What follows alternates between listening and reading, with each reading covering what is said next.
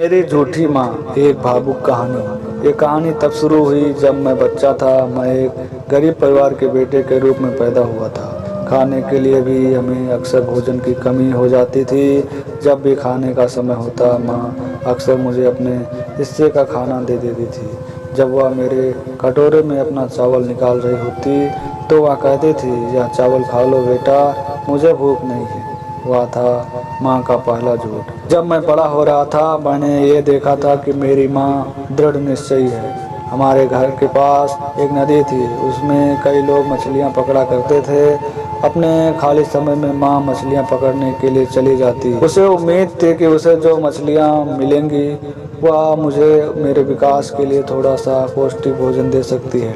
मछलियाँ पकड़ने के बाद वह मछलियों में से एक ताज़ा मछली का सूप बनाती, जिससे मेरी भूख बढ़ जाती। जब मैं सूप खा रहा होता तो माँ मेरे पास बैठ जाती और बचा हुआ मछली का मांस खाती, जो अभी भी उस मछली की हड्डी पर चिपका होता, जिसे मैंने खाया नहीं होता। जब मैं उन्हें अपनी थाली में से मछली खाने को कहता तो वो कहती, उसे ऐसे ही हड्डियों पर चिपका मांस ही पसंद है। वह था माँ का दूसरा झूठ। फिर जब मैं जूनियर हाई स्कूल में था, मेरी पढ़ाई के लिए पैसे देने के लिए माँ ने एक छोटी कंपनी में काम करना शुरू किया।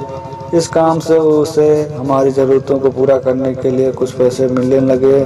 फिर सर्दियाँ आई। एक रात मैं अपनी नींद से उठा और अपनी माँ को देखा, जो अभी भी जग रही थी। एक छोटी सी मोमबत्ती की रोशनी में कंपनी से कुछ काम घर पर ला कर करती थी। मैंने कहा, माँ सो जाओ, देर हो चुकी है, कल सुबह तुम्हें काम पर भी जाना है।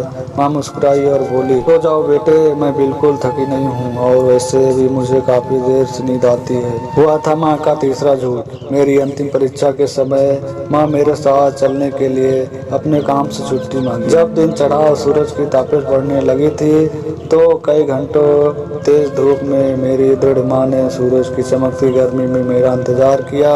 जैसे ही घंटी बजी, उसने संकेत दिया कि अंतिम परीक्षा समाप्त हो गई है। माँ ने तुरंत मेरा स्वागत किया और मुझे एक ठंडी बोतल में एक गिलास लस्सी पिलाई, जो उसने पहले मेरे लिए तैयार की थी।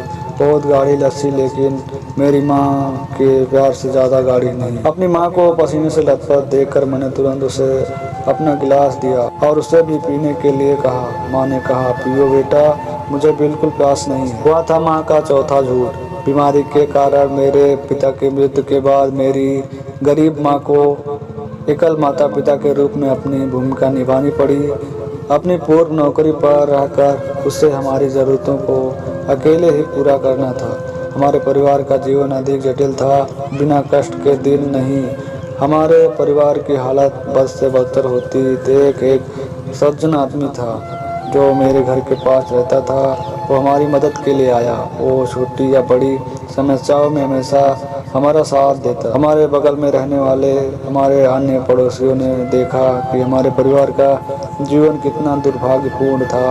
वह अक्सर मेरी माँ को फिर से शादी करने की सलाह देते थे, लेकिन माँ जो जिद्दी थी, उसने उनकी सलाह पर ध्यान नहीं। उसने कहा, मुझे प्यार की जरूरत नहीं है। हुआ था माँ का पांचवा झूठ। जब मैंने अपनी पढ़ाई पूरी की और फिर नौकरी पा ली तो मेरी बूढ़ी माँ के सेवानिवृत्त होने का समय आ गया था, लेकिन वह ऐसा नहीं चाहती थी। वह हर सुबह ईमानदारी से बाजार जाती ताकि सब्जी बेचकर अपनी जरूरतों को पूरा कर सके। मैं जो दूसरे शहर में काम करता था, अक्सर उसकी ज़रूरतों को पूरा करने में उसकी मदद करने के लिए उसे कुछ पैसे भेजता था, लेकिन वह पैसे ना लेती। जिद करती, वो मुझे पैसे भी वापस भेज दिया करती। माँ कहती, मेरे पास पर्याप्त पैसे हैं। वह माँ का छठा झूठ था।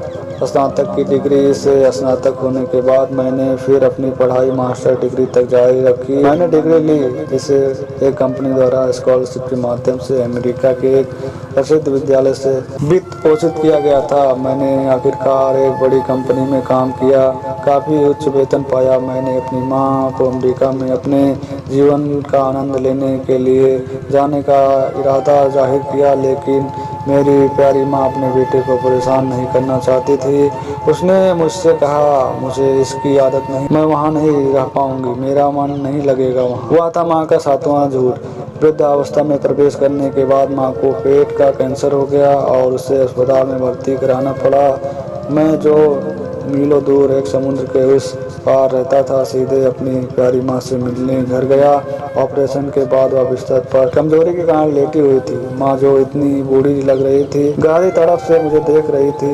उसे अपने चेहरे पर मुस्कान बिखेरने की कोशिश की, लेकिन बीमारी के कारण वो ऐसा कर नहीं पा रही थी। देखते ही स्पष्ट हो गया था कि बीमारी ने माँ के शरीर को कैसे तोड़ दिया। इसके लिए वह इतनी कमजोर और पतली लग रही थी। मैंने अपने चेहरे पर बहते आंसुओं के साथ अपनी माँ को देखा।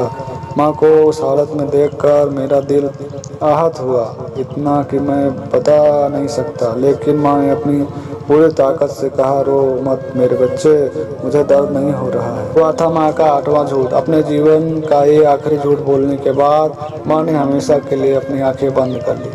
मेरी माँ और इसके सभी झूठ हमेशा मेरे दिल में रहे। तो दोस्तों, ये था माँ के प्रति कहानी। अगर हमारी कहानी आप लोग को पसंद आ रही है तो प्लीज़ आप लोग जो है चैनल को सब्सक्राइब करें और बेल आइकन